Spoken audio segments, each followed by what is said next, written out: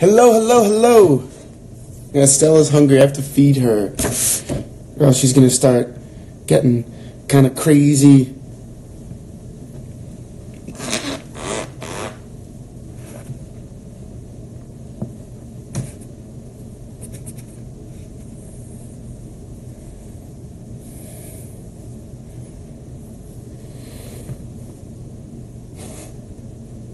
You can tell Stella's hungry. Look at her.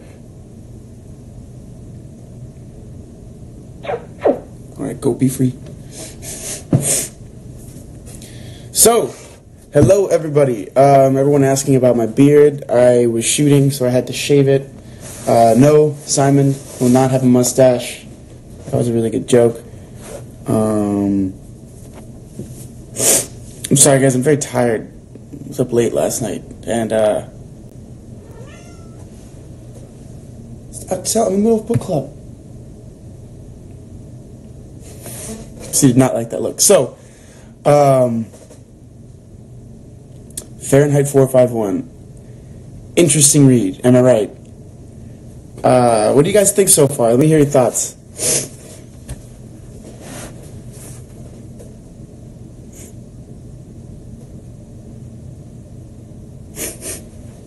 Trust me, I was excited for the mustache too. It just didn't happen.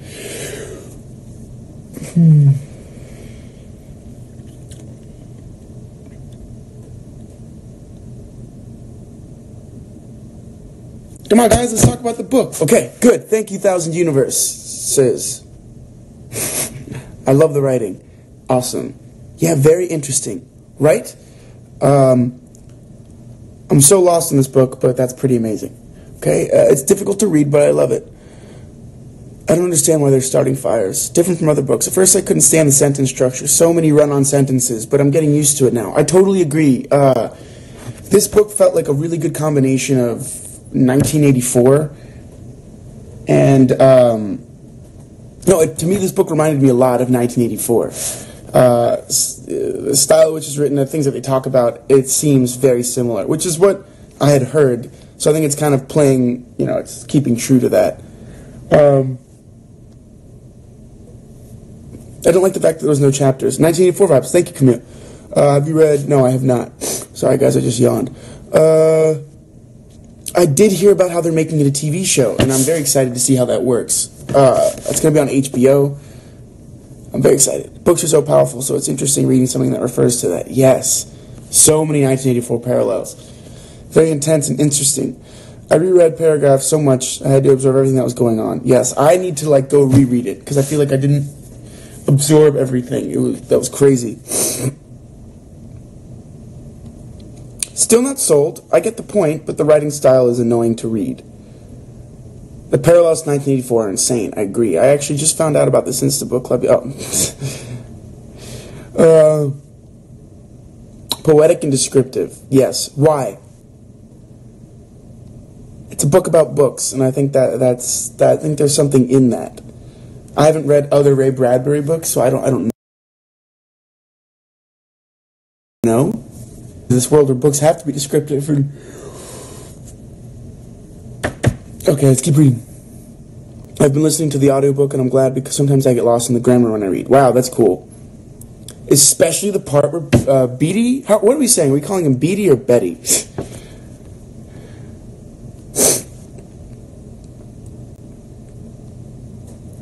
Okay, Sarah Lego, we're going to talk about that. Mildred and Montag become a duo, but... not out of Mildred's choice. That was very much forced, but at the same time... Winston and Julia from 1984, except this time Julia's unaware that she wants to rebel and learn about this type of stuff, and Winston's leading the charge instead of the other way around, which I think is cool.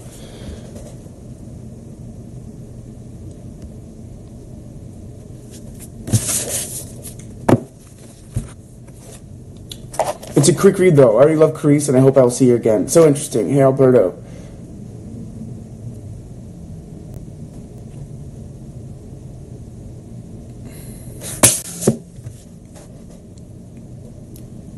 Very tough novel to wrap your head around, but has some great new vocab and teaches you how to maneuver your way through more advanced novels. Okay, I would agree. I would definitely think this is the more of the books that we've read, this one is more difficult. For me, I agree as well. In terms of just the style in which it's written and the way that Bradbury has long sentences sometimes. Before we get into more, though,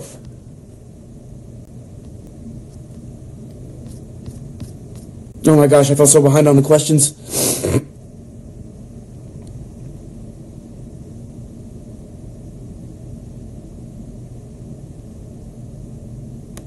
I don't know what to think about the Hound. Is it a dog? Is it like a machine?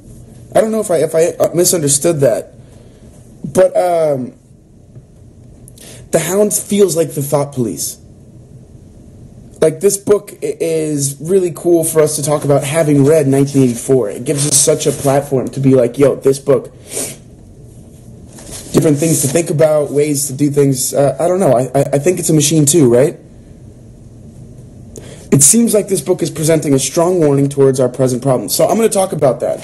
I don't know what edition of the book you guys have. I have Fahrenheit 451, Ray Bradbury, the 50th anniversary edition. So it has a, it has the foreword. Wow. It has the foreword from by Neil Gaiman. And I want to read a couple things for you guys, if that's cool.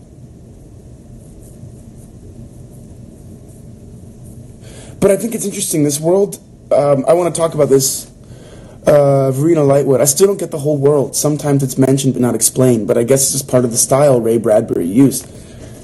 Something about that also feels like it's supposed to be kind of disconnected because they don't have books anymore. They don't have things to connect time, you know? So I think, so the foreword, this is a book of warning. It is a reminder that what we have is valuable, and that sometimes we take what we value for granted. There are three phrases that make possible the world of writing about the world of not yet. You can call it science fiction or speculative fiction. You can call it anything you wish. And they are simple phrases. What if? If only. If this goes on. What if gives us change, a departure from our lives? What if aliens landed tomorrow and gave us everything we wanted, but at a price? If only lets us explore the glories and dangers of tomorrow. If only dogs could talk. If only I were invisible. If this goes on is the most predictive of the three. Although it doesn't try to predict an actual future with all its messy confusion. Instead, if this goes on, fiction takes an element of life today, something clear and obvious, and normally something troubling, and asks, what would happen if that thing, that one thing, became bigger, became all-pervasive, and changed the way we thought and behaved? If this goes on, all communication everywhere will be through text messages or computers, and direct speeches between two people without a machine will be outlawed. It's a cautionary question, and it lets us explore cautionary worlds. Fahrenheit 451 is speculative fiction. It's an if this goes on story. Ray Bradbury was writing about his present, which is our past. He was warning us about things. Some of those things are obvious, and some of them half a century later are harder to see. Listen, if someone tells you what a story is about, they're probably right. If they tell you what it is all about, they are very definitely wrong. Any story is about a host of things. It is about an author. It is about a world the author sees and deals with and lives in. It is about the words chosen and the way those words are deployed. That's a big line to me. It is about the words chosen and the way those words are deployed. It is about the story itself and what happens in that story. It is about the people in the story. It is polemic. It is opinion. I just think I just wanted to read that because I thought that was a very interesting thing that he classified all fiction into three categories. And then I tried to look at the fiction that we've read, and I was like, which categories do these fall in? What if this goes on, then all of these things. I just wanted to read that to you guys real quick and put that in perspective. Because in it, he talks about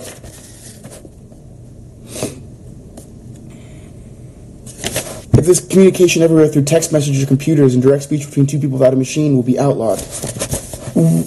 we're not far off in the sense that this is direct communication, but then again, like bone.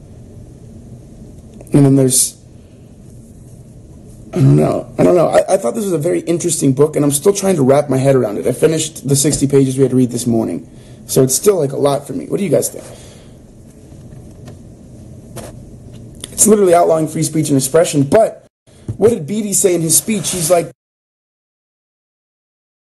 the governments didn't do that. We all did. We did this, and this is what we want. And I thought that was, like, weird. What do you think about the woman burning with her books?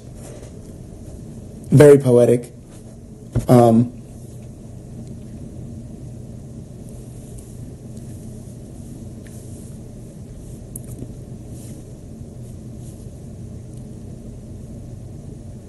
It's overwhelming. This book is definitely overwhelming. I would agree.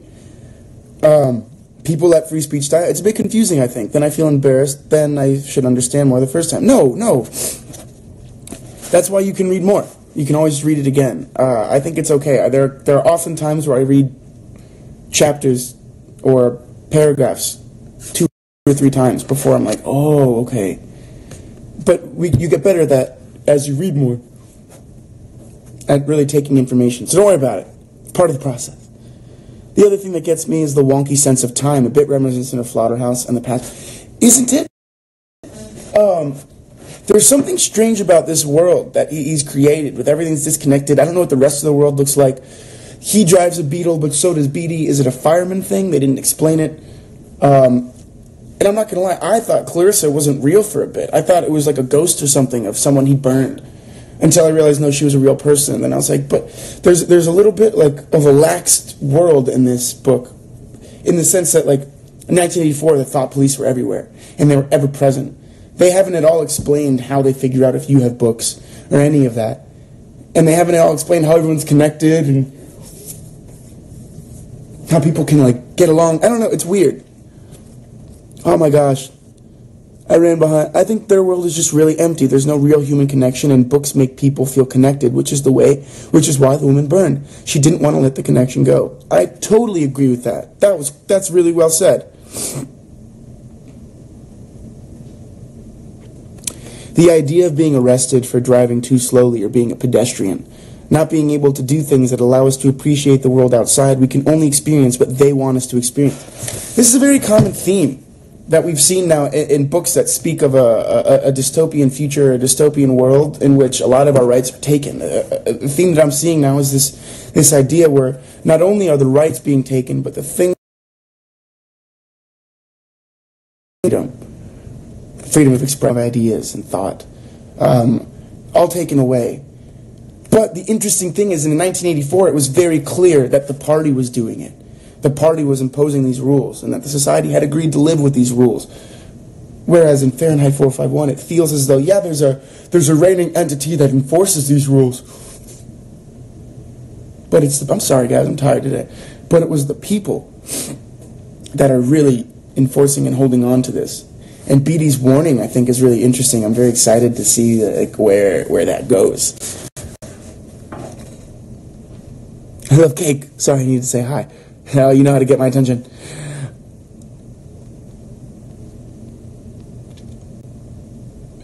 What do I think about the captain's speech? The captain's speech. Please elaborate that. I don't remember that right now. Please fill me in. I can't remember. I love how Montag realized that there's definitely something in books that caused the old lady to die for her books. I think she preferred to die than live in a knowledge-deprived world. Well, think about this. To me, it was already setting the tone that it was very unlike 1984, where Winston was made to feel completely isolated and alone, without the ability to even confront other people and say, hey, are you thinking this shit is crazy just like I'm thinking this shit is crazy? It's almost like, yeah, this shit's crazy, but we're not going to talk about it. Think about it. The two guys that came and smoked cigarettes and had their, they stumped her stomach and changed her blood. They were like, yeah, we do this 10 times a night. It's not a big deal. She'll be fine. Not even doctors. It's like everyone knows this happens. And he brings it up. He's like, hey, honey, you took a whole bottle of pills last night. And she's like, oh, I don't even remember doing that. Oh, my God. And he's like, oh. It's like this world knows what's going on, but no one wants to talk about it. No one wants to say anything. And I think that's such an interesting comment on a world without books. I forgot who said it earlier in the live, but that idea that this connection is no longer allowed, and that allows this connection to happen, is also outlawed.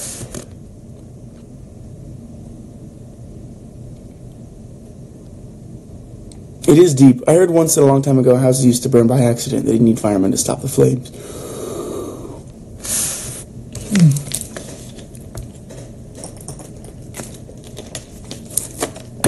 And okay, so Angelica Inc. Don't you get sad when Clarissa died? I didn't. In my mind, I was like, is she really dead? Did she really die? She just randomly got hit by a car and they don't tell you anything about it? It's just mentioned in passing by his wife? Or is there something deeper there? To me, I don't know why. I feel like there's something deeper there. Like, we're going to find out she was really taken. But then Beatty admits that her family was like on his list forever. So I'm not sure where that's going. I'm excited to see. I really liked how Bradbury placed attention on the imagination that is now in the story, lost and replaced by television, the same imagination that instead Clarissa has kept. Ooh, good quote. Good comment. I like that. But I think it's because the government wants them equal, literally. They have the same houses, cars, same knowledge, and everything. This is why they burn books. They want everyone equal. But the problem is, you can't defend against individuality. That's humanity.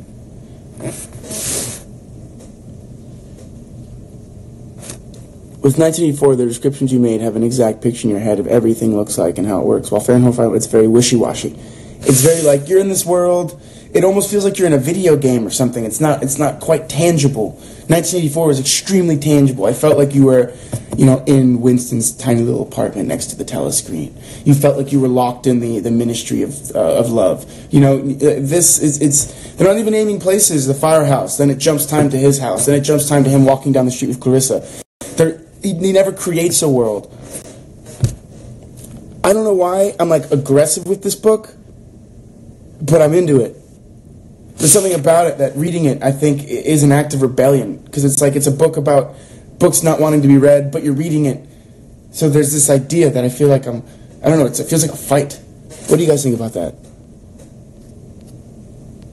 I'm sorry, guys. I jumped behind the questions again, so I'm going all the way to the bottom. Sorry if I missed the comments. Right? Thank you, Niner Girl. I wonder how we'd feel about this book if we hadn't read 1984 first. But it's also interesting, like, how can we look at this book? When we finish, we're going to be able to look back and be like, wow, they're similar like this. What would it be like if we read it the other way? So we have that idea. I think they kidnapped Clarice, too. I think it's unclear because the population itself isn't aware. Winston was self-aware, but Montag still on his journey of questioning his world. Yo, Kenzie, that's awesome. But do you think that's also a tool used by the writer? This unclear world, creating this unclear population, so everything's going to be slightly unclear. I think it was a device.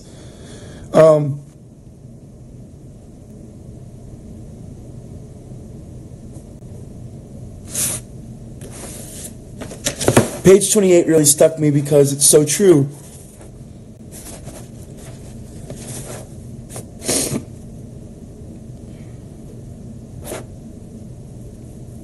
I'm going to read parts of Very Meta, a book about the power of books, right? It's freaking weird. Okay, I'm going to read a little bit of 28 because someone mentioned it. Is that okay with you guys?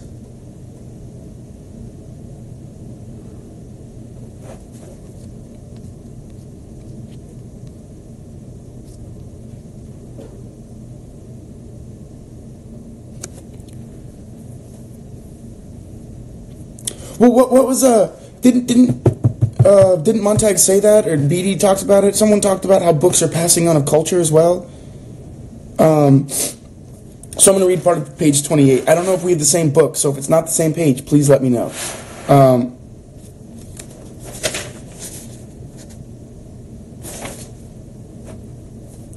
Do you know I'm responsible? I was spanked when I needed it years ago. But most of all, she said, I like to watch people. Sometimes I ride the subway all day long and look at them and listen to them. I just want to figure out who they are and what they want, where they're going. Sometimes I even go to fun parks and ride in the jet cars when they race on the edge of town at midnight. And the police don't care as long as you're insured. As long as they're insured. What does that mean, by the way? I was just curious. As long as they're insured. As long as everyone has 10,000 insurance, everyone's happy. Sometimes I sneak around and listen in subways, or I listen to soda fountains, and do you know what? What? People, they must. No, not anything. They name a lot of cars or clothes or swimming pools mostly and say, how swell. But they all say the same things and nobody says anything different from anyone else. And most of the time in the cafes, they have the joke boxes on and the same jokes most of the time. Or the musical wall lit and all the colored patterns running up and down. But it's only color and all abstract. And at the museums,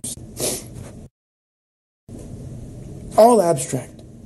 That's all there is now. My uncle says it was different once. A long time back, sometimes pictures said things or even showed people. Your uncle must be a remarkable man. He is. He certainly is. Well, I gotta be going. Goodbye, Mr. Montag. Goodbye. Goodbye.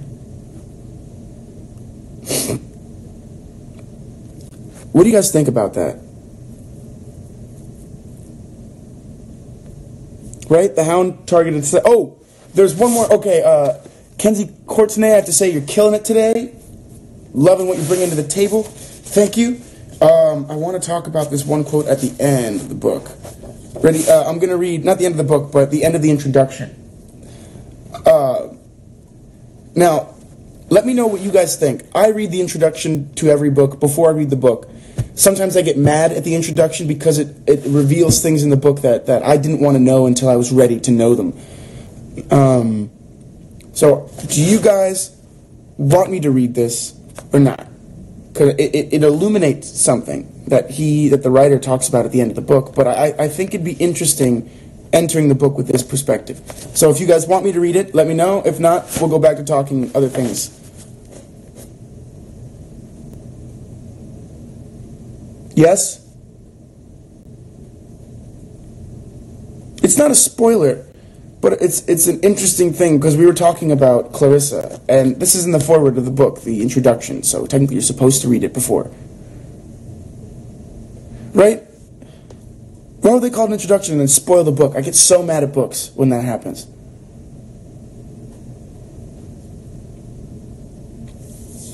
Alright, I'm just going to read this last note.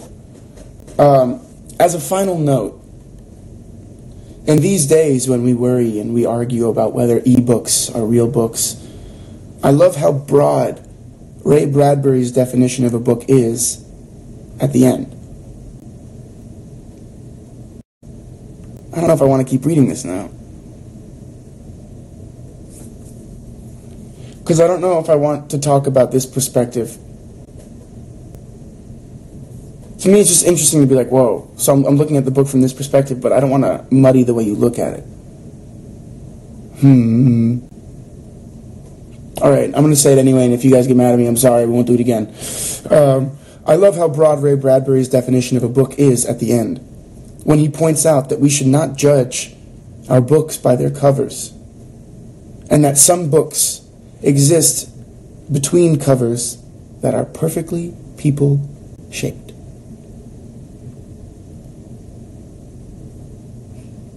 What do you guys think about that? I'll read it one more time. As a final note, in these days when we worry and we argue about whether ebooks are real books, I love how broad Ray Bradbury's definition of a book is at the end, when he points out that we should not judge our books by their covers, and that some books exist in between covers that are perfectly people-shaped.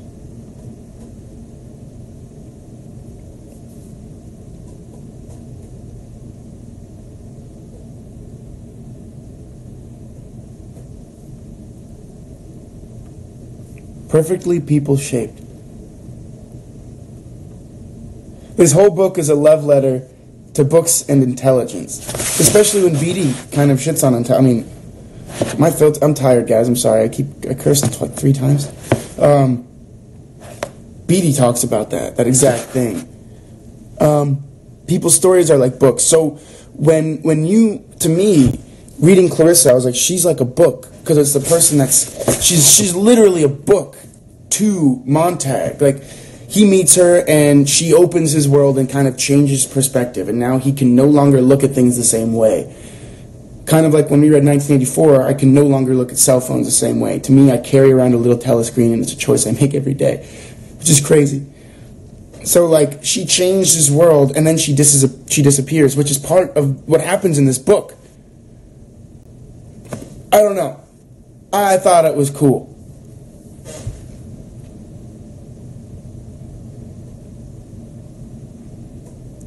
I think Beatty kidnapped Clarice. Clarice made Montag question about that society, and Beatty said that Montag is very important and maybe he don't want to lose him, and that's why he kidnapped Clarice. Well, there's that idea, like, not many people are firefighters, right? Like, the way that Clarice first talked to him was like, yo, you're a firefighter? I don't like reading that scene now, so I had to read it like 2 or 3 times to make sure I got, like, each character's intonation the way I think it was meant to be read. But, alright, we have another read request. Clarissa conversation that I like. Page 35. Let's take a look. I know you love me, I don't improve what you don't do.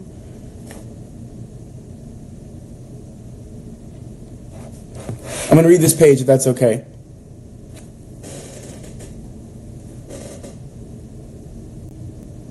Exactly, she was another book burning. So someone commented that the lady burning with her books was also like a book burning on top of a book burning. There's a lot of like levels here, and this book is fascinating. I'm going to read page 35 real quick, but this book is fascinating. Okay. Montag had done nothing. His hand had done it all. His hand, with a brain of its own, with a conscience and a curiosity in each trembling finger, had turned thief. Now it plunged the book back under his arm and pressed it tight to sweating armpit. Rushed out empty with the magician's flourish. Look here, innocent, look! I didn't do it. I love that part. He gazed, shaken at the white hand. He held it way out, as if it were farsighted. As if he were farsighted. He held it close, as if he were blind. Montag, he jerked about. Don't you stand there, idiot! The books lay like great mounds of fishes left to dry. The men danced and slipped and fell over them. Tiles glittered their golden eyes, falling, gone. Kerosene! They pumped the cold fluid from the numeral 451 tanks strapped to their shoulders. They coated each book.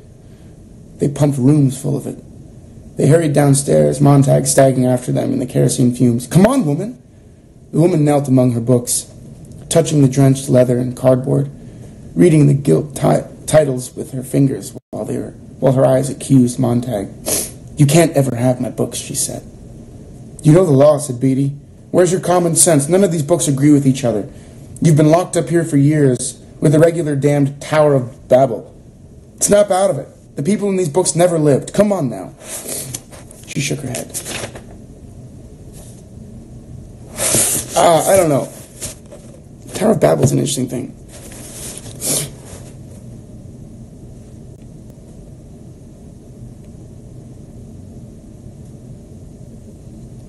Whoa! Okay, Electra Hope. Dope thing you just said. Hope dope with a dope quote. Sorry. I feel like Guy is also a book, if you're going on the forward. He's a fireman, but as Clarissa said, he isn't like the others. There's more to him. Clarissa was willing to open that book. Judge not people by their covers. I think that's amazing.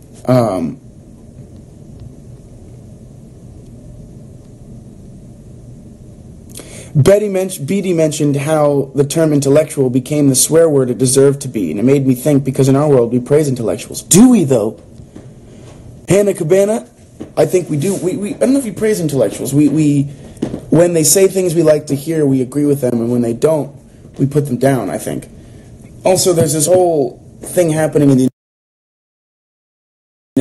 There's, I think, the idea of being an intellectual or not, it creates a disparity amongst people, because then people that feel that they don't qualify for that category get very aggressive with people that feel that they do. They're like, oh, you think you're better than us because you're intellectual. You're like, no, things are different. I think you have to be careful with that.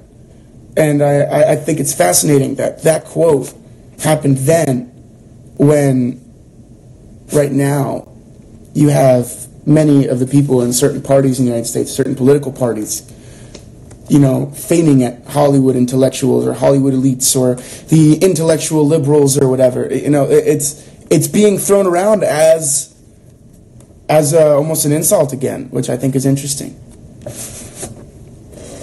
I like the metaphor, books equals people. Don't judge covers, everyone has a story. I agree 100%. No entiendo pero nada para escribir. ¿Cuál es el nombre del libro? El nombre es Fahrenheit 451. Deberías leerlo, es muy interesante. Para mí es muy parecido a 1984, 1984. Perdóname para todos que no hablan en inglés o no pueden escribir en inglés. Si quieren preguntar cosas o algo así, pregúntame en español aquí en el live y yo puedo responder en inglés. Y si me dices, por favor, responde en español también, yo puedo decir las dos cosas en inglés y después en español. Entonces sigue preguntando cosas, por favor. A mí me encanta que ustedes están acá.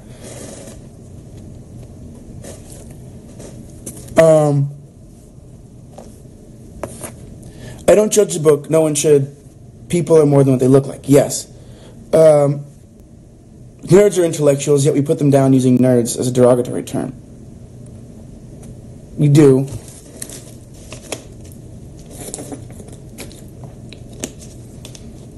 Is Mildred a real person? I would say yes.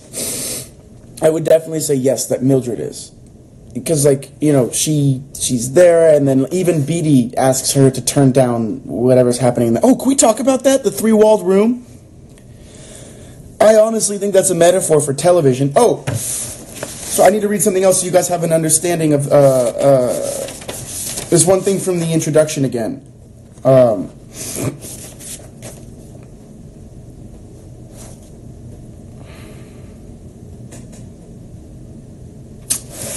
Ready? So this is so that I think the three-walled room is interesting. So here we go. It says, more than half a century has passed since 1953. In America, in 1953, the comparatively recent medium of radio was already severely on the wane. Its reign had lasted about 30 years, but now the exciting new medium of television had come into ascendancy, and the dramas and comedies of radio were either ending for good or reinventing themselves with a visual track on the idiot box. The news channels in America warned of juvenile delinquents, teenagers in cars who drove dangerously and lived for kicks. The Cold War was going on, a war between Russia and its allies and America and its allies, in which nobody dropped bombs or fired bullets, because a dropped bomb could tip the world into a third nuclear war. A third world war, a nuclear war, from which it would never return. The Senate was holding hearings to root out hidden communists and taking steps to stamp out comic books, and whole families were gathering around television. The joke in the 1950s went that in the old days you could tell who was home by seeing if the lights were on, by seeing if the lights were off. The televisions were small and the pictures were in black and white, and you needed to turn the lights off in order to get a good picture. If this goes on, thought Ray Bradbury, nobody will read books anymore. And Fahrenheit 451 began. He had written a short story once called The Pedestrian, about a man who's incarcerated by the police after he stopped simply for walking. That story became part of the world he was building, and 17-year-old Clarissa McClellan becomes a pedestrian in a world where nobody walks. What if firemen burned down houses instead of saving them? Bradbury thought. And now he had his way into the story. He had a fireman named Guy Montag who saved a book from the flames instead of burning it. If only books could be saved, he thought. If you destroy all the physical books, how can you still save them? So, in the context of what was happening in this world, it was a very scary world to be a part of. World War II had just happened. We'd seen the rise of...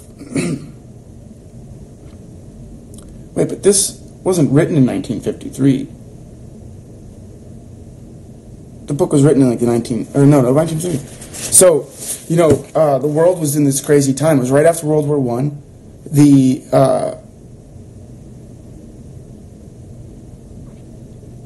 The just finished World War II. I was like, that didn't sound right. I have to wake up. I need coffee. You know, all of this stuff was going on. The Cold War started right at the end of the World War II ended. The Cold War started that same day. So this started happening. McCarthyism was going on. People were being rooted out, and they were calling people red and calling them communists. And it was like, it was the worst thing you could possibly be, was a communist. And it was this thing that if there was inkling, people would go rat on their neighbors. There was a whole thing in Hollywood where they pulled out actors and writers and different people that were communists. And then different actors and writers either fessed up and said, yeah, and here are other communists, or they didn't. It was a fascinating time, and as you can see, based on this book that was written at this time, and 1984, written at a similar time, you can see the parallel of paranoia that was going on in this world, this period of time. Also a time when people are expected to act a certain way in society. It was in the 50s that I think, started to break. People are always, I mean, don't get me wrong, that's still a thing in society, but I think that was when these rebellion movements started to kind of happen.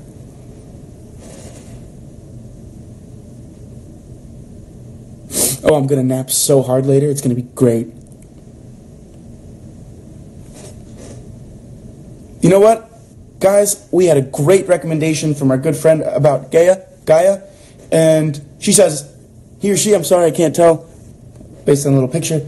He or she says, Alberto, I think it's time for some quotes. So I would absolutely agree. Let's talk about quotes. Also, can someone give me a time check? How much time do we have left? Clarissa is the embodiment of how to save a book in a world where all books are destroyed. Knowledge can only be destroyed when it's no longer passed down or shared. Her family shared their knowledge. Right?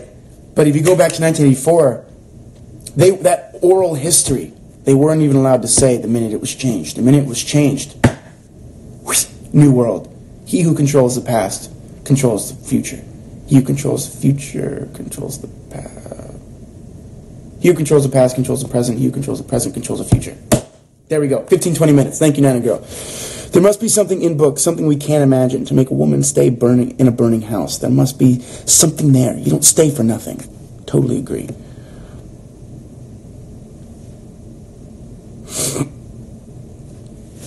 So let's hear some quotes. Let's read some Evan. Let's post quotes. I'm going to look for some of my faves.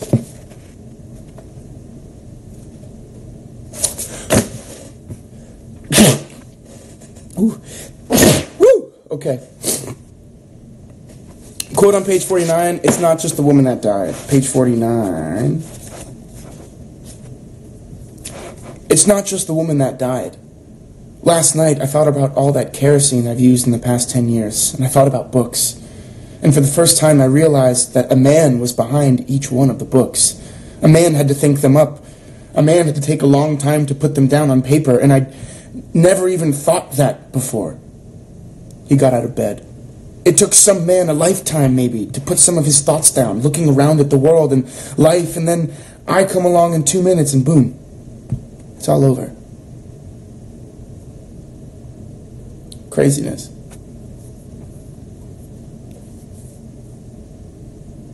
I think it'd be better if it said a person. A person had to think them up. A person had to take a long time and put them down on paper. It took some person. Not just men write books. But interesting. Okay, I'm going to go back a little bit.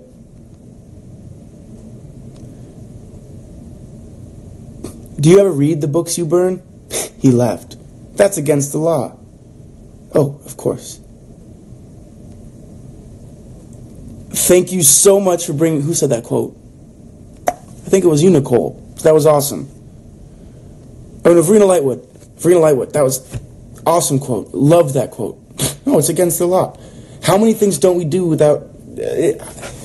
all of these books are making us... One of the things I really want to bring to light in these books is, like, think for yourself. No matter what I tell you, the world tells you, have your own opinions. Discover for yourself. Learn for yourself. Read for yourself. Really develop what you think about the world, and that will, help you become who you are. An artist, I think every person alive is an artist, whether or not they realize it. And I think an artist is only as good as their opinions that they've formed for themselves. He wore his happiness like a mask, and the girl had run across the lawn with the mask, and there was no way of going to knock on her door and ask for it back. Love that. We stand against the small tide of those who want to make everyone unhappy with conflicting theory, thought. And we stand against the small tide of those who want to make everyone unhappy with conflicting theory and thought. Think about that. Amazing quote. Clarissa, I'm antisocial, they say. I don't mix. It's so strange. I'm very social indeed. It all depends on what you mean by social, doesn't it? They fell like slaughtered birds, and the woman stood below like a small girl among the bodies. Whew. The trees overheard made a great sound of letting down their dry rain. No, that, Mary Kate Nick. I agree. That image was very powerful. Have you guys ever seen the movie Hero? It's like a really cool kung fu film. There's one scene where there's a fight between these two women in this forest, and these trees are falling. And reading that's the image I got, were these trees. Also, remember the quote where he talks about the forest with no trees, just the silhouettes of where they used to be. I love that. We need not to be alone. We need to be really bothered once in a while. How long is it since you were really bothered about something important, about something real? La Presta Mañana, I would agree, because that is an amazing quote, because that means I think you're alive. I forgot who it was. Oh, it was recently. There's the movie Mother that came out with Darren Aronofsky. If you haven't seen it, it's fascinating. It's disturbing, but it's amazing. I saw it twice in theaters, and I want to see it again. I'm going to buy it when it comes out so I can watch it a lot. It's amazing. And if Diego comes on live one day, maybe we'll have a talk about it. But the response to that film was very this or that, black and white. Either they hated it or they loved it. Critics hated it. Some critics loved it. It was something, and he's like, I don't care if you hated it or you loved it. I care if you didn't feel anything. So that's something interesting to think about. When Montauk says that he would not cry if Mildred died, reminded me when Winston tried to push down his wife. No, there are so many parallels in this book, and I wonder what it is about the relationships that they build and things like that are active tools for us to make to learn these things. All right, well, Leo, thank you for joining. Have a good family dinner.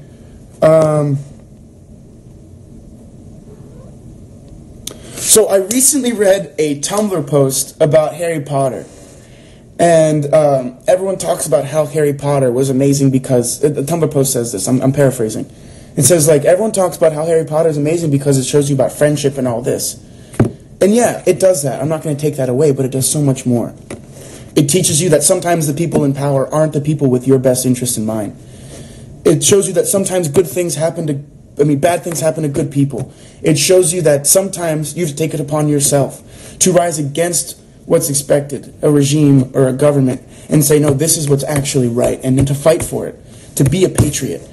In The Punisher, in the TV show The Punisher, there's something that one of the actors says, where he's like, if you put George Washington in the United States today, and John Adams and Paul Revere and all these men in the United States today, they'd be considered terrorists.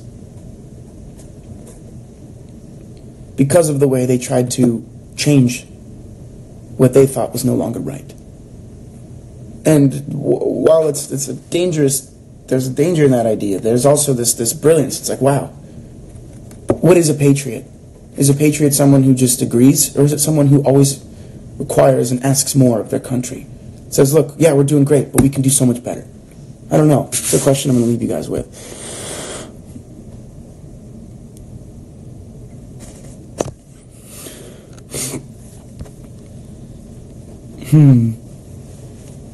I miss Diego too.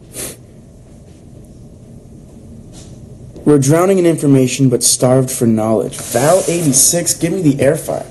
That's a cool quote.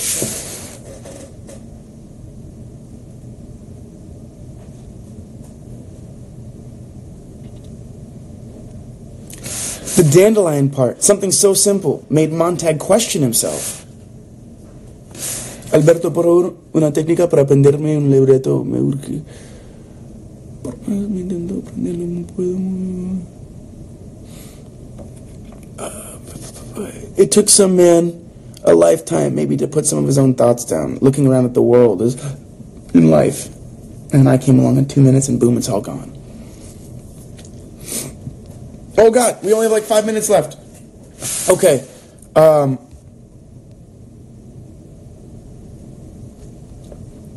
Yes, guys, I am sorry that I haven't shared more titles yet. I'm still actually in the basis of picking. So next week I will have like 2 or 3 more titles so everyone can get the books ahead of time. I am sorry, but we have to start. 15 minutes left, not 5? Give me 1 second. 1 second.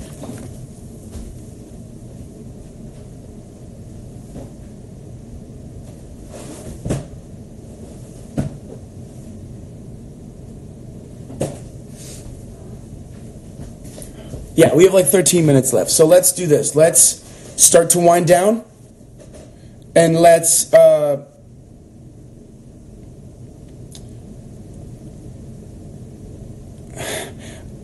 start to wind down, and I'm gonna read you guys a few things real quick. We're gonna talk about what we're reading next for the next requirement or whatever, and we'll move forward from there.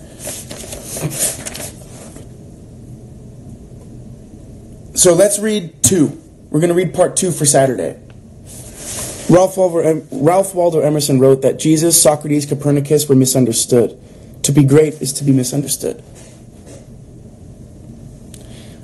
It's just fascinating to me talking about that quote when you look at the history of famous artists, writers. Many a time they were not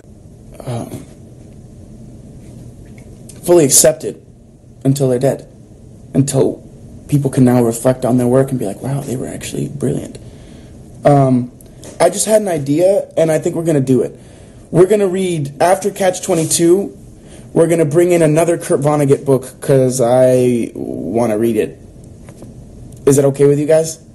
If we bring another Kurt Vonnegut book? Because I thought about it, and with what we're talking about, I think this would be a cool thing to have. Are you guys cool with reading more Vonnegut? About Guy says yes, thank you. Indigo in my says yes. Yes, which one? Okay.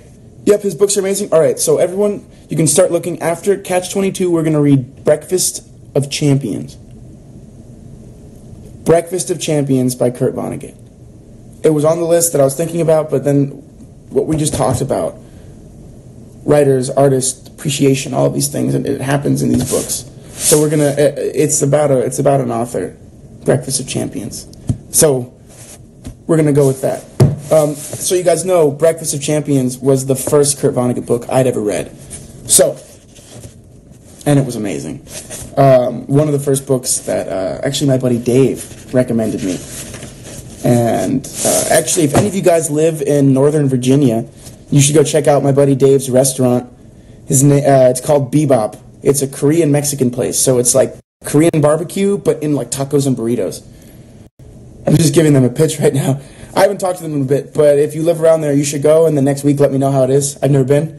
But it's a restaurant. Dave recommended me that book, and Dave actually really helped me to really enjoy reading, so I should thank Dave for this book club. So let's try to read part 2, all of part 2.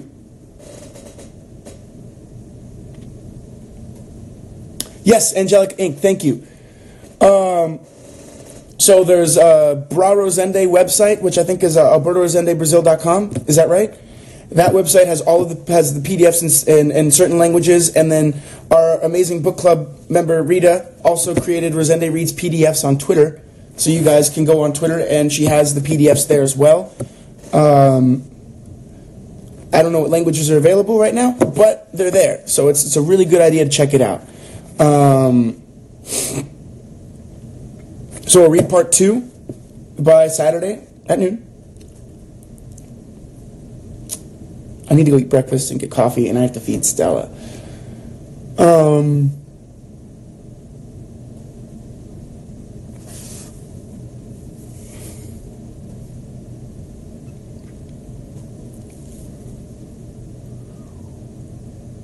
No way, there's a Goodreads. Guys, I know a few of you have asked me about a Goodreads. I've tried it it's not my favorite medium. This works better for me, so that's why I like this. I think Goodreads is amazing, and I think if you guys have one, continue, and maybe I'll update mine. But so you know, I like this medium very, very much. But Goodreads, super cool. Thank you for making that. So I do want to talk a little bit about, just like so you guys know, I had my first day on set for season 3 yesterday. It was really fun. I only worked with like 2 other actors the whole day, which was cool. I was in all day. And season 3 is just going to be epic. We have so many surprises coming for you guys. It's going to be, I don't know. I wonder how long these secrets are going to be able to stay in because they're so cool. Not for me. I'm a vault. But, you know, other things. How was it working with Chai? Chai is one of the most beautiful human beings I have ever met, inside and out. He's literally an absolute sweetheart, and he's just the nicest person. And I know, Stella. I know. Awesome actor. Total bro. I love Chai. He's great. We have a lot of fun together in season 3, and cool. I did say I was going to post some Polaroids at 3A, but unfortunately, a lot of them would be spoilerful, so I haven't taken any. Like, I couldn't even talk about who was on set this week. I couldn't talk about what's happening, so I can't really post anything. Yes, it was Chai that Alicia covered his face on the pic in Halloween. And for all of you Sizzy shippers, just, don't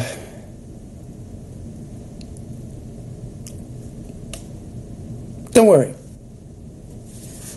Wow, my hair looks weird. Just don't worry about it. Are you excited about the bloopers? Yes and no.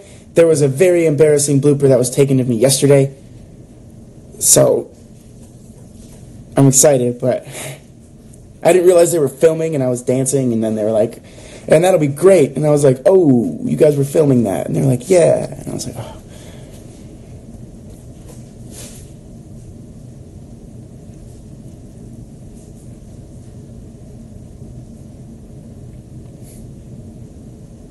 Alberto's bloopers. Oh, God. All right, guys. Well, so we know we have to read part 2 by noon on Saturday next week. We know that we have Catch-22 and then Breakfast of Champions, which I'm excited to read again with you guys. I have to make moves, but thank you all so much for being here again. I'm loving this book. And I'm very excited to see, I'm very excited to see where it goes. 12 p.m. Saturday, that's the time, guys. Believe it or not, that's the time it's going to be. That's just what it is. So, if you're tired like me, you wake up and you do it. If you're not tired, then you have a great time. You have some coffee and breakfast. I do need to run next week. Thank you, Camille. Well, guys, I'm going to let you guys go. Have a great Saturday. Have a great weekend. Keep being forces of positive change in the world. Keep pushing yourselves to be better. Keep asking questions. Keep being curious. There's one thing I do want to talk about real quick. Sorry, I didn't bring it up. There's something in the book that Beatty talks about that to me was like the death of curiosity. There's a teacher I had once who described talent as curiosity. He's like, I don't know what talent is, but I can define it. I define it as curiosity. People that are curious. So keep being curious. Keep asking questions. Keep checking it out.